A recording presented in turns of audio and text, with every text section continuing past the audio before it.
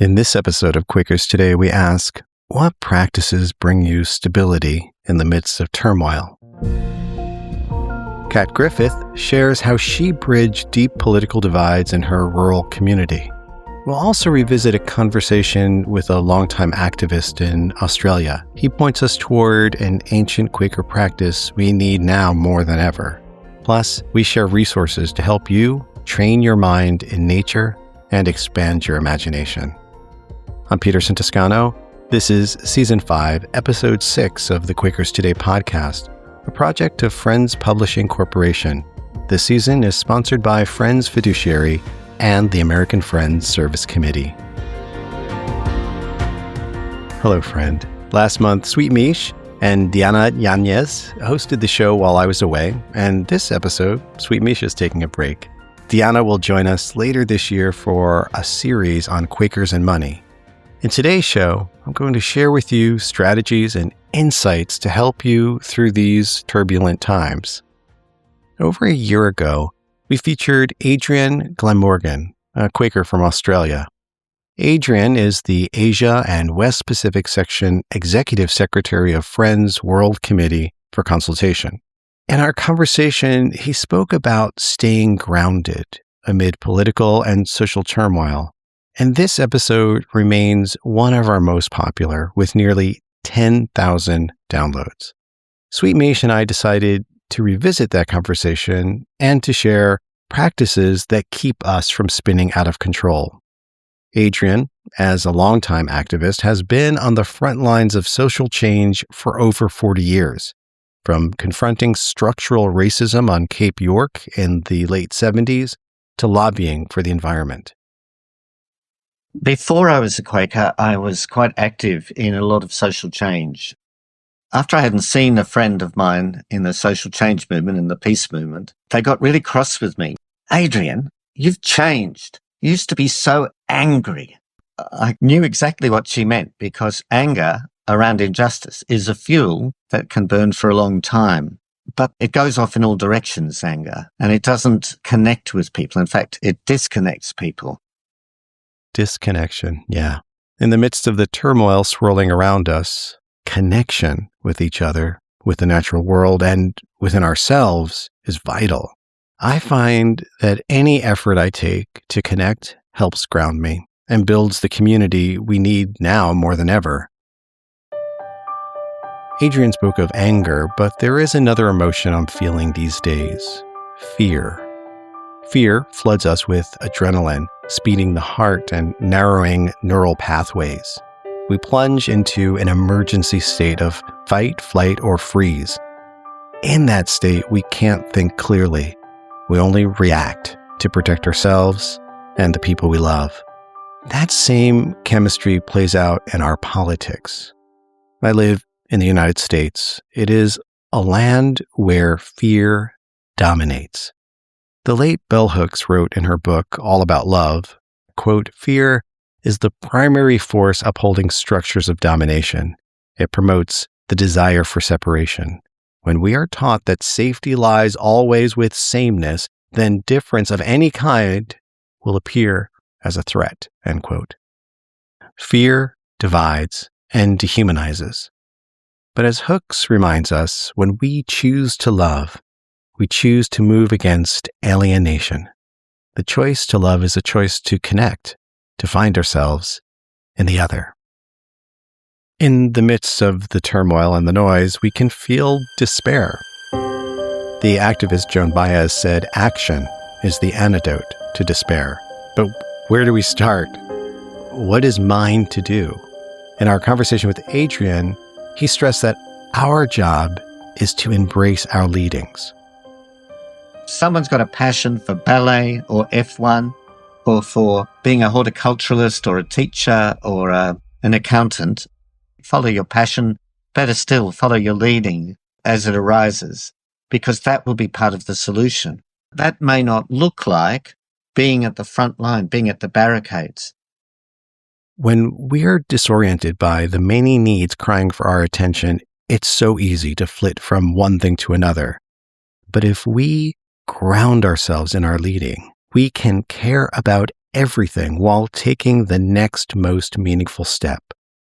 Now, we need to understand that we don't always choose our passions. They choose us. And so sometimes the thing that you feel led to do may not be the thing that your friends or neighbors are doing, and you may feel like an outlier or even guilty that you're not joining their cause. We might hear an aggressive, loud voice commanding us, drop everything and pick this up right now. But that voice can lead us astray. Instead, turn inward to the seed, the inner teacher, and ask, what is mine to do? I mean, someone still needs to care about the birds, about food security, or whatever it is that you feel led to love. Kat Griffith is a fascinating Quaker who has faithfully leaned into her leading. Her faith helps her bridge deep political divides. I want to share an excerpt from the Quakers Speak video featuring Kat. It's entitled, How to Bridge the Political Divide Through Faith. I see all the time that a lot of people around me are in a state of despair about what's going on in our country.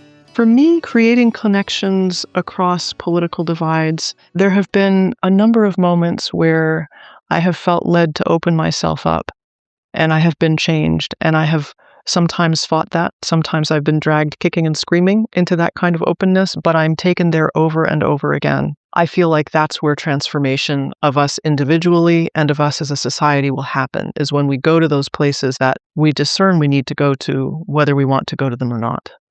There are several ways I wish we engaged more as friends in politics and in conversations about politics. One thing is I just wish more of us would go into it with a commitment to being obedient to whatever we're called to do. And I use that word deliberately, knowing that it ruffles feathers. I think it's obedience that takes us places that we might not choose, places that we might not expect. When I discern where to go, I don't always get the answer I'm looking for. I sometimes am told to go someplace I don't really want to go. When I became a homeschooler in this town, Ripon, with a lot of very conservative evangelical homeschoolers, we were appallingly far apart in our political views. And one day I had this idea, a very dangerous idea, of inviting them to talk about the things that divided us. The amazing thing that happened during that was coming to the realization there was nobody in the room who was morally lazy. There was nobody in the room who was malicious. There was nobody in the room who didn't care. There was nobody in the room who was sloppy about coming to their views. Everybody had worked hard, and everybody had ideals that I didn't necessarily share the details or how that would manifest in the world, but I want that too. I want a safe community for my children too. You think that we're going to get there by locking more people up. I think we're going to get there by treating people differently than that. But we do want that same thing. And if we can recognize that it's a legitimate goal to have a safe community to raise our children in, that is an important start. It makes it impossible for me to demonize them as wanting something evil, wanting to hurt society, it's easy to fall into that. There really is that of God in everyone. It's so easy to say that. The words trip off your tongue. But how often do we really believe it? If I let these relationships enter my heart, that is what I find. The first time I ran was because the person who was running unopposed was a white Christian nationalist who believed in physical violence against the government, jury nullification. He taught his children the Second Amendment like another Bible verse. I was horrified at the idea that he would be representing me formally, and so I went through a brief process of discernment, and I took out papers to run the very last day that I could, and I won 55% of the vote, but that meant that 45% were willing to vote for somebody with his views. I found that disconcerting. I decided that I wanted to serve as a uniting presence. I didn't want to just judge people for having chosen him. So when the second time came, I decided to run again. I did not have an opponent. I decided I'm going to campaign anyway.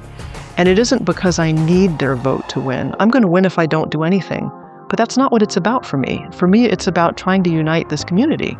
I canvassed. I went door to door, and I talked to all kinds of people. Some of them would say, well, why are you here if you don't need to be? And I said, it's because I want to earn your vote. I could win without you, but I don't want to. I'd like to win with you. Between the articles and my campaign, I got 85% of the vote, and it's a 50-50 town, so I think roughly that means I got about 70% of the Republican vote, which amazes me because I haven't changed who I am. Campaigning when I didn't need to was a way to say, I value you. I care what you think. It matters to me who you are and what you need and what you want and what you're experiencing. And I don't think a lot of people hear that very often. The work was uniting people. The work was listening to people. The work was being present to all kinds of people in the community. So, yeah, it changed me. And I look forward to the day when it becomes clear exactly what that looks like. When I think of my whole life as a pilgrimage to this moment, I feel energized and joyous by the work ahead of me. I don't feel drained and exhausted and hopeless. I feel like, no, wasn't I made for this?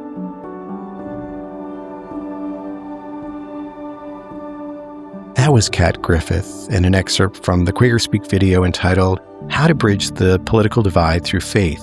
You can find that video and the entire Quaker Speak collection on YouTube or at quakerspeak.com. Many thanks to Layla Cuthrell for recording and editing these videos.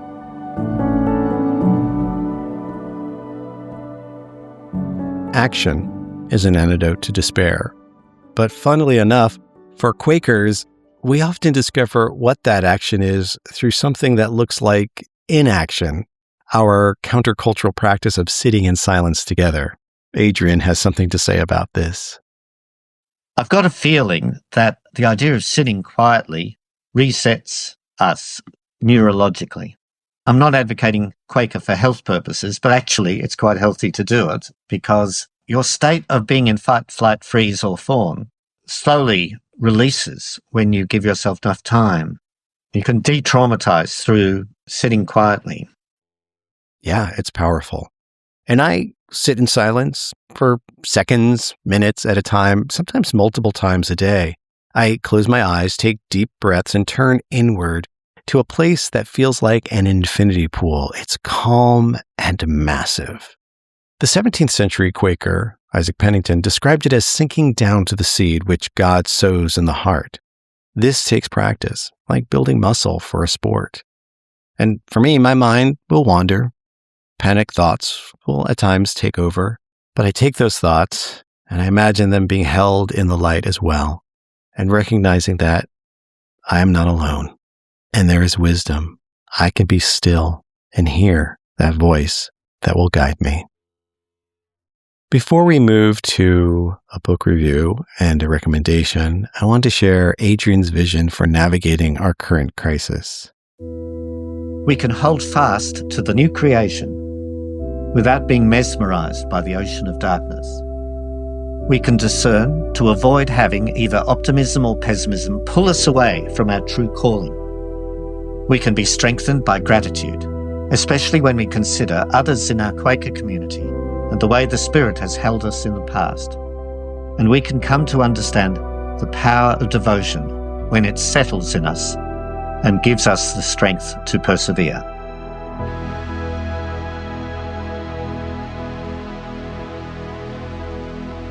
That was Adrian Glamorgan. His article, The Devoted Path, appears in the December 2024 issue of Friends Journal.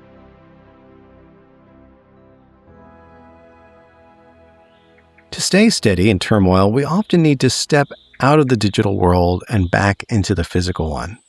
In the January 2026 issue of Friends Journal, Trevor Brandt reviews a book that feels like the perfect companion for the practices we've discussed today. It's called Hiking Zen, Train Your Mind in Nature. It's written by Phap Sa and Phap Liu. You might hear the word Zen and think of sitting perfectly still, but this book is about movement. The authors are monastics in the Plum Village tradition, and they offer stations to help you practice mindfulness while you walk. As Quakers, this mirrors that sinking down I mentioned earlier. Trevor Brandt notes in his review that the book isn't just about enjoying the scenery. It's about, quote, transforming our suffering and bringing about a new way of being, end quote. If you find it hard to sit in silence when the news is shouting at you, maybe your quiet time needs to happen on a trail. You can read the full review and reviews of other books for free at friendsjournal.org. Before we end the show, I have a recommendation for you. I recently watched a short animated series that changed the way I view the so-called man-made world. It's called Scavenger's Reign. This 12-episode series is about a group of astronauts stranded in the future on a distant planet. They have to use the fantastical plants and animals around them for everything: food, energy, even transportation. And as I watched them learn to live within this alien world, I began to recognize that everything in my world comes from nature too.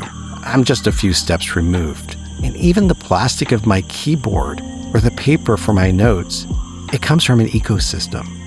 What also makes the show special is that the conflict isn't good versus evil. It's about competing needs for survival. And even the dangerous characters aren't wicked. They're out of balance, which reminds me of the classic anime Princess Mononoke. The animation and storytelling in Scavenger's Reign swept me away, and it gave me, a strange hope for how life flourishes even in chaos. You can watch the full series on Max or Netflix, or find the original short, Scavengers, for free on YouTube. I have links in the show notes for you. Just visit quakerstoday.org. Okay, friend, we've covered a lot of ground today, from bridging the political divide with Kat Griffith to finding our specific leadings with Adrian Glamorgan. Remember, you don't have to carry the whole world. You just have to carry what is yours to do. You can care about everything and then take care of the thing that you are led to care for. And if you don't know what that thing is, you can be still on your own and with others and find clarity and guidance. Thank you so much for listening. Together, we will stay steady, pursue justice, grow in love, and co-create a peaceful world. Season 5 of Quakers Today is sponsored by the American Friends Service Committee. The American Friends Service Committee works at the forefront of social change to meet urgent needs, challenge injustice, and build peace. Since 1948, AFSC has worked for a just and lasting peace in Palestine and Israel. Today, its Gaza team delivers life-saving aid, while U.S. advocates push to end the occupation and apartheid system. In July 2025, AFSC joined 7 other Quaker groups declaring, quote, "Quakers discern genocide is occurring in Gaza and urge courageous action," end quote.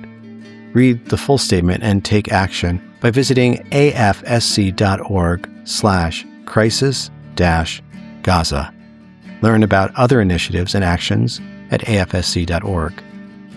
Season 5 is also sponsored by Friends Fiduciary. Friends Fiduciary unites Quaker values with expert investing. They serve more than 460 organizations with ethical portfolios, shareholder advocacy, and a deep commitment to justice and sustainability. They walk the walk on environmental stewardship. The Quaker Growth and Income Fund has a 70% smaller carbon footprint than the benchmark. Friends Fiduciary supports science-based targets and urges companies to adopt clear, immediate climate transition plans. Learn more at friendsfiduciary.org. Quakers Today is written and produced by me, Peterson Toscano, and by Sweet Mish. Our music comes from Epidemic Sound. Visit quakerstoday.org to see our show notes with lots of links and a full transcript for this episode. We also have a full video version available at the Friends Journal YouTube page.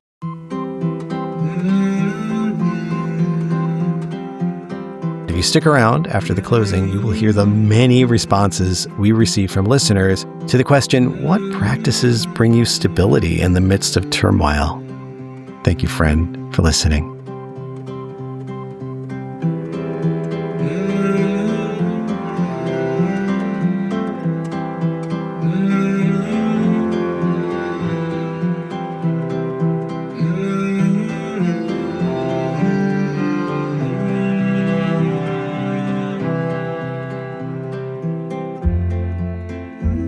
In a moment, we'll hear your answers to our monthly question. But first, I have a new question for you. But this one requires a lot of imagination, okay? So imagine if you or a group you're part of received a thank you note sent from 100 years in the future. What will the people of the future be thanking you for doing today? All right, they're not scolding you. They're not shaming you. They're thanking you. If you or a group you are part of received a thank you note sent from 100 years in the future, what will the people of the future be thanking you for doing today? Leave a voice memo with your name and town at 317-Quakers. That's 317-782-5377. You can also leave your answer in a comment on our social media channels. We have a TikTok account, an X account, and Instagram. Now, let's hear how you are staying steady right now. We received some voicemails and nearly 50 responses on social media to this question. And the question was, what practices bring you stability in the midst of turmoil? I'm going to read some of the responses from social media, and then you will hear the voicemail. We got lots of answers on TikTok. Our TikTok's blowing up. Kitty Hunter shared, snuggling with my cats or watching Lord of the Rings content. Moonwood wrote, breath awareness. Dev Muncie takes a solitary walk in a graveyard. And along the same lines, Miss Sassafras suggests long walks. AD reads each night before bed once everyone is asleep and the house is quiet. Danielle Steele Soprano wrote, I was gonna say Quaker Stillness, and then I saw the account name. Copperski 13 takes a big stretch and a few deep breaths before starting the day. Okay, this one's really interesting. Pulmonte finds stability through transparency by, quote, looking at politicians' stock portfolios to understand their motives. Meemaw Claus goes back to the basics by making something from scratch. For Jenny Okamoto, the secret is, quote, my dogs and a crackling fire. Over on Blue Sky, we got several responses as well. Trans Quakerism shared a very specific way of finding focus, saying, quote, working with toy models. It's a great focus to assemble and paint a miniature that lets me recenter for a few hours. Vin Kiva says, tending to my plants and creating something. And Andy offers a very practical, vital reminder for self-care, taking my meds. Over on Facebook, Karen Deal Robinson does yoga in the backyard, even in the winter. Quote, I shovel out a spot in the snow to lay my mat. Okay, yeah, that's serious.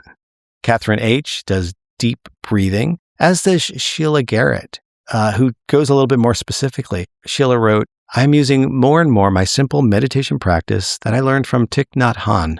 Breathing in, I calm my body. Breathing out, I smile. I've done this for decades now. When I breathe in, I can feel a wave of calm flow over and through me, like lying on a beach, feeling the ocean ebb and flow. Then, when I exhale, I smile and think of someone or something that makes me really happy. Sometimes it's a person I love, or sometimes it's plunging into beautiful, clear water. It takes just a moment, or I can do it for a while, no matter where I am. I always have it with me. Blessed be. Blessed be, indeed. Over on our Instagram page, Manda and her menagerie wrote, for me, getting out of my head and into my hands is very stabilizing. So I knit or I sew. The repetitive stitches are like a meditation, and for that time, I am right there in the moment. Young Friends Mike writes, reading the Bible with traditional friends' prayers, exclamation point. And Sarah Mudd 60, grief and outrage are with me daily, but walking the dog in the countryside still has the power to bring me joy. Life itself and the beautiful world of nature are miracles inspiring wonder and gratitude. Oh, and we have voicemails, not only answering this question, but previous questions. Turns out Google was marking its own voicemails as spam. Geesh, even the bots do not trust each other right now. Tell them more for these practices that keep us grounded. And here are the voicemails. Hi, Peterson. It's Regina from Millville Meeting. I find peace and stability through the quiet discipline of my morning routine. Each day begins at 5 a.m. Stillness is the early dawn, offering space to reset before the world stirs. Brew a cup of coffee, meditate, spend time writing, anchoring my thoughts and emotions into words. I also curate a small collection of music and art to accompany me throughout the day, the reservoir of inspiration and calm to draw from when things get difficult. This ritual, repeated faithfully, becomes more than a habit, steady rhythm that feeds each day into the next. And no matter the chaos around me, I can always begin again. Be well. Talk to you soon. Hello, my name is Gail, and I'm calling from Philadelphia, Pennsylvania. So I find meditation really helps me feel grounded and more calm. I use an app, and I try to do it at least 3 times a week. I definitely notice the difference if I haven't done that. I also practice yoga.